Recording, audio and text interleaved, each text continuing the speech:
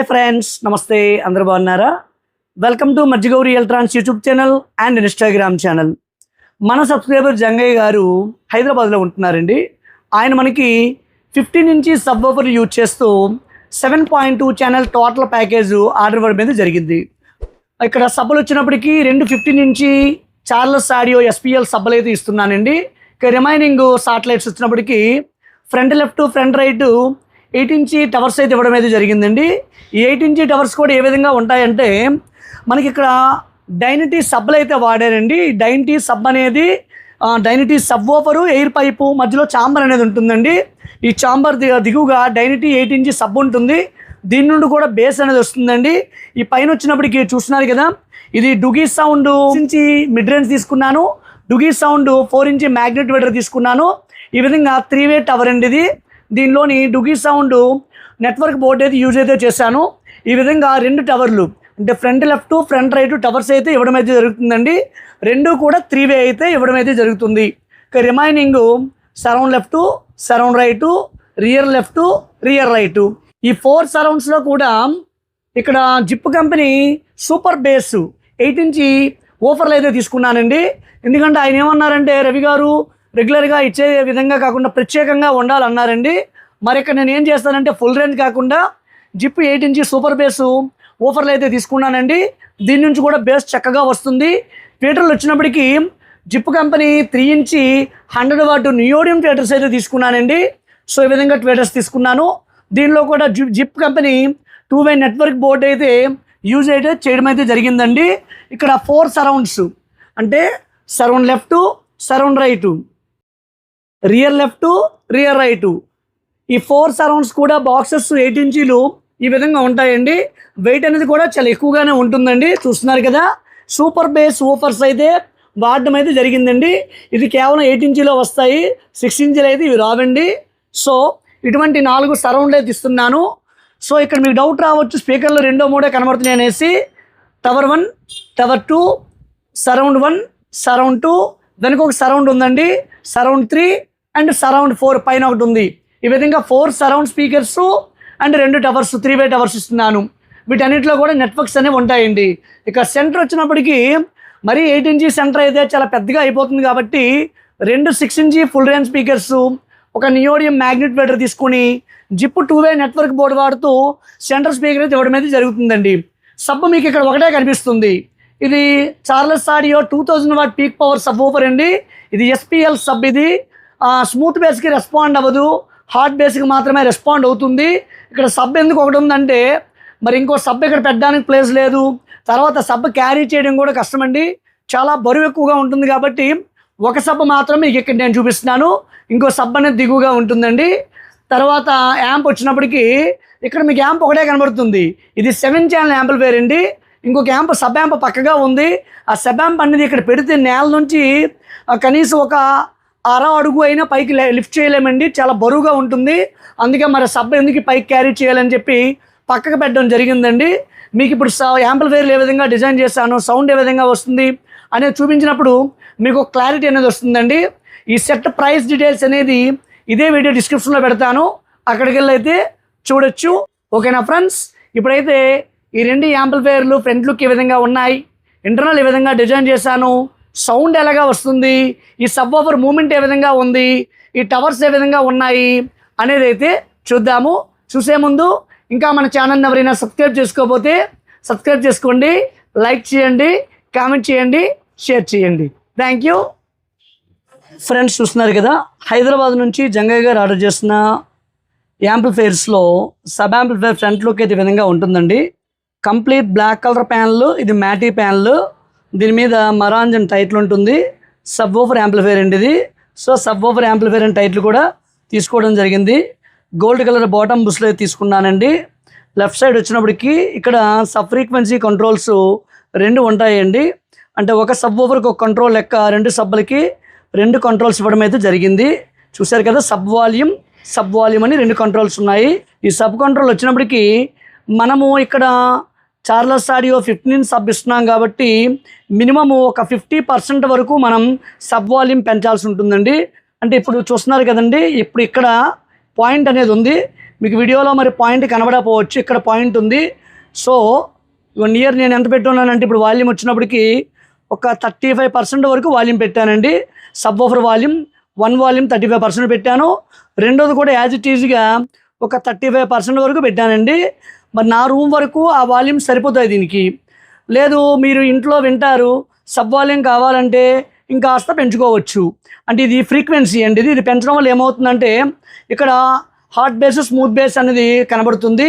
అయితే నేను చెప్పాను కదా ఎస్పీఎల్ సబ్ అని చెప్పాను కాబట్టి స్మూత్ బేస్ రాదు, ఓన్లీ హార్డ్ బేస్ అయితే సపోర్ట్ అయితే అవుతుందండి.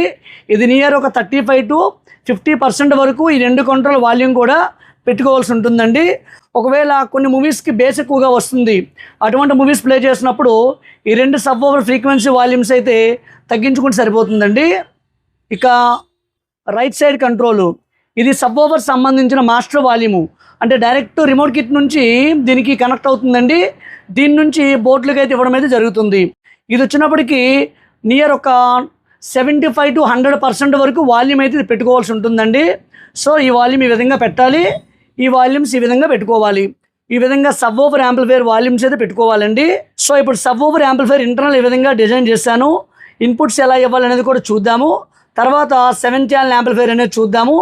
ఫైనల్లీ సౌండ్ ఏ విధంగా వస్తుంది ఏంటి అనేది అయితే చూద్దామండి. ఇది 2 15 ఇంచ్ సబ్ ఓవర్ల కోసం తయారు చేసాం కాబట్టి 2 వేరువేరుగా సెక్షన్స్ ఇవ్వడం అయితే జరిగిందండి. వన్ ట్రాన్స్ఫార్మరు, ఒక పవర్ సప్లై, 1 బోర్డు, అదేవిధంగా 1 సప్రీ బోర్డు. ఈ సెక్షన్ వరకు ఒక సబ్ ఓఫర్ వరకు మనం ఇవ్వడం అయితే జరిగిందండి. ఇక రెండో సబ్ ఓఫరు, మరొక ట్రాన్స్ఫార్మరు, పవర్ సప్లై, మరొక 8 ట్రాన్సిస్టరు, థండర్ మోనో బోర్డు, ఒక సప్రియం బోర్డు. ఇది రెండో సెక్షన్ వరకు. సో 2 సెక్షన్లకి 2 ట్రాన్స్ఫార్మర్స్, 2 బోర్డుల లెక్క దేనికి సంబంధం లేకుండా తీసుకోవడం అనేది జరిగింది. ఇందులో ఒక్క స్పీకర్ పర్సన్ బోర్డు మాత్రమే రెండింటికి కలిపి ఉంటాయి, మిగిలినంతా విడివిడిగానే ఉంటాయండి.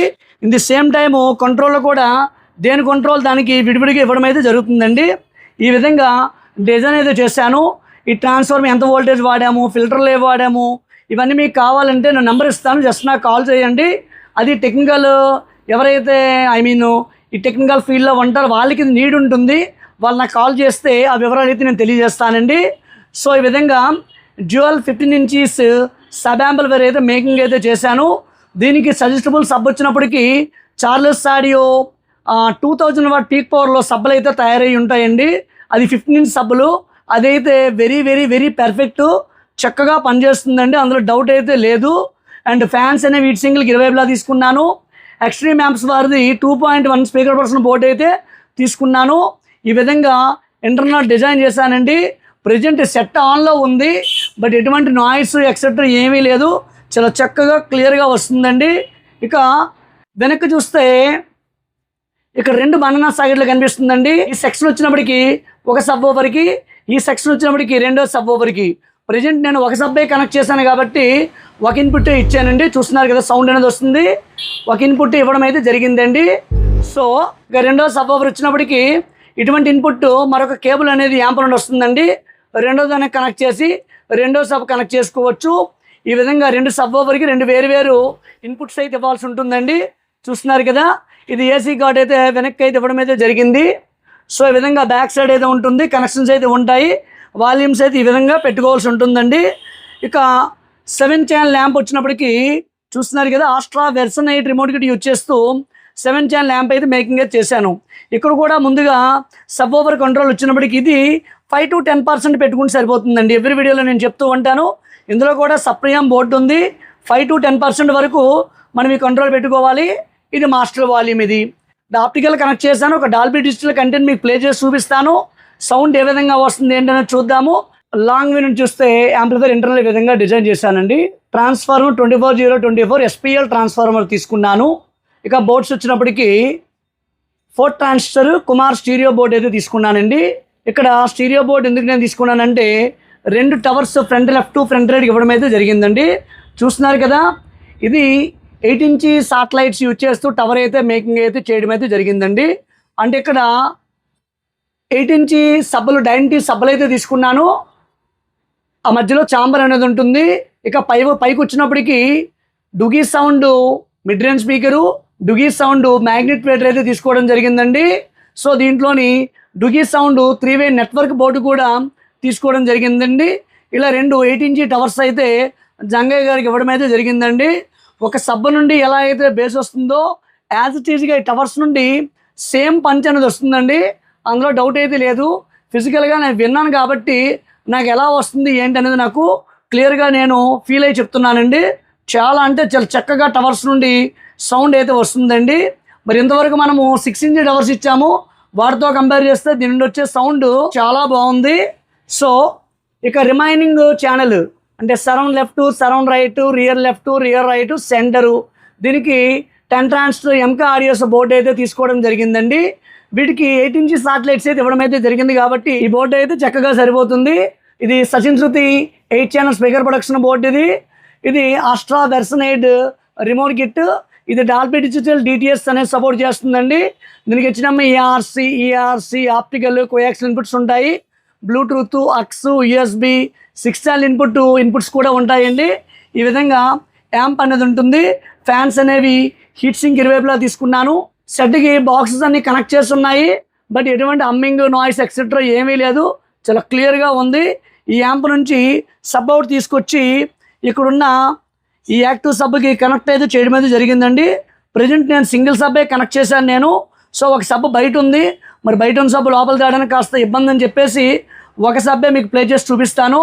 ఏ విధంగా వస్తుంది ఏంటి అనేది చూద్దాము.